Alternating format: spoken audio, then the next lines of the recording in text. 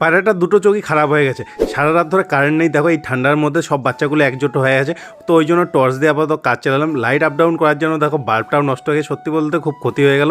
একটা ভালো কাজ হলো, একটা বাচ্চাও মারা যায়নি। তো এদের পেট পুজো করে দিলাম। দেখো সব বাচ্চার চঞ্চনা আছে। এর মধ্যেই দেখো আমাদের সব বডিগার্ডও চলে এসে, তো এদেরও পেট পুজো করে দেওয়ার পালা। পেট পুজো করে দিয়ে আমিও নিজে পেট পুজো করে নিলাম, চিড়ের পোলাও খেয়ে নিলাম।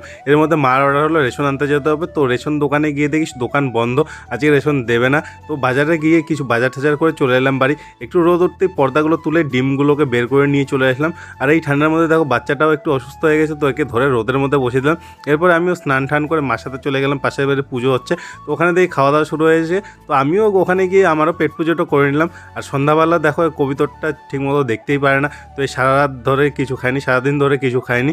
তো একে ধরে ধরে একটু খাইয়ে দিলাম। আর এর মধ্যে নাকি রেগুলেটরটা খারাপ হয়ে গেছে, গ্যাস বেরোচ্ছে। তো ওই জন্য দোকানে গেলাম। এখন দোকানদার বললো এখন গ্যাস সিলিন্ডার নিয়ে আসতে হবে। দেখা হচ্ছে কাল।